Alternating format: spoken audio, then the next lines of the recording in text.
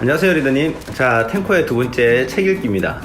우리가 이제 시스템에 나와 있는 거는 하루에 30분 정도 책을 읽자라고 되어 있는데 30분 읽기가 쉽진 않죠. 그래서 저도 제일 처음에는 이제 30분이 아니고 한 5분 정도 이렇게 읽으면서 이게 조금씩 늘려가면 됩니다. 그냥 뭐 그런 정도 읽으면 되는데 독서를 보면 최소한의 비용으로 우리가 최대 효과를 노릴 수 있는 가장 좋은 도구죠, 그죠? 우리가 막 10,000원, 20,000원 정도의 책을 사서 우리가 읽어나가면 간접경을 많이 할 수 있으니까 아주 좋은 도구고, 책을 읽으면 우리한테 어떤 혜택이 있냐면 첫 번째가요, 공감 능력이 생깁니다.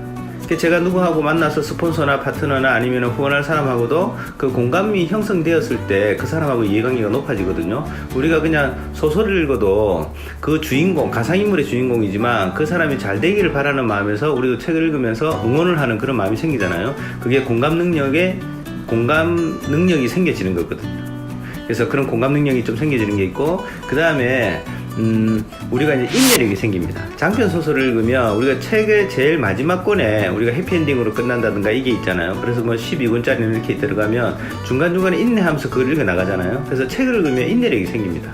그래서 그런 인내력이 우리가 일반 사람들이 책은 안 읽으니까, 그러니까 뭐 미니 시리즈나 이런 것도 뭐 2회, 3회 정도 되면 방송국에 댓글을 달고 그 주인공이 죽냐, 사냐, 어떻게 뭐 같이 뭐 도망을 가냐, 뭐 이런 거 있잖아요. 그렇게 조바심을 내는 것도 우리 현대인들이 보면 저도 포함되지만 책을 잘 안 읽어서 그런 인내력이 떨어진다고 하는 연구 결과도 나와 있거든요. 그 다음에 또 마지막으로 하나는 논리력입니다.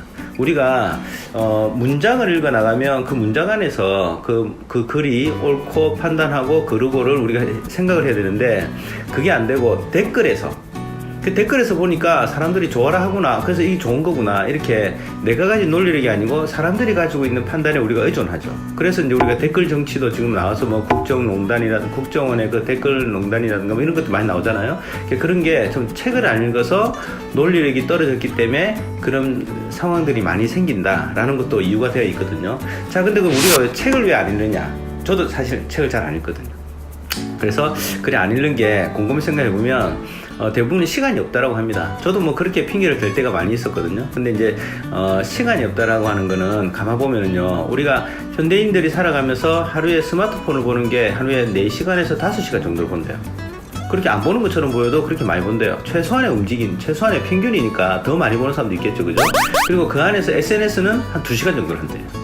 그래서 하루에 1시간 정도를 내가 책을 읽는데 투자를 한다. 그럼 한 10일 정도면 한 권을 읽거든요. 그러면은 그게 10일이면 한 권, 한 달에 3권, 1년이면 36권. 그 정도를 읽어 나가면, 아메이는 네트워크 비즈니스이기 때문에 우리가 사람들 간에 휴먼 네트워크, 그러니까 네트워크 이렇게 짜지는 게 촘촘히 짜진 거하고 그 다음에 이게 듬성듬성 짜진 거하고의 차이가 있는 것처럼, 책을 많이 읽으면 그만큼 사람들하고의 유대관계도 많이 맺어지거든요. 그래서 그 책을 좀 읽어야 되는데, 그러면 책을 읽으면 그런 공감대가 형성되거나 아니면 인내력이 생기거나 논리력이 생기는 혜택이 있는데, 그래서 우리가 책을 읽습니다. 읽는데 어떤 책을 읽어야 되느냐? 첫 번째는요, 아메 비즈니스에 관련돼서는 이 회사의 사업을 이해할 수 있는 사업 설명력 책들이 있습니다. 그리고 아메 회사를 이해할 수 있는 그런 창업자의 책들도 있거든요. 그리고 또 물론 이제 자기계발서도 좀 읽어야 되겠죠. 그리고 요즘 많이 이제 예전부터 좀 흥행을 하고 있었던 거지만 인문학이나 아니면은 우리가 고전소설을 좀 읽어야 됩니다.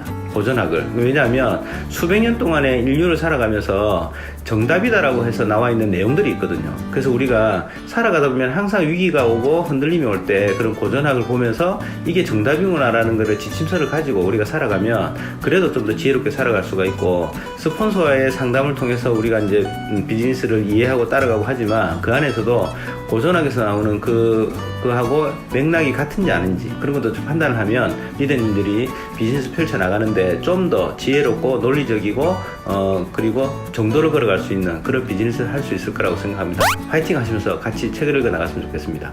이상입니다.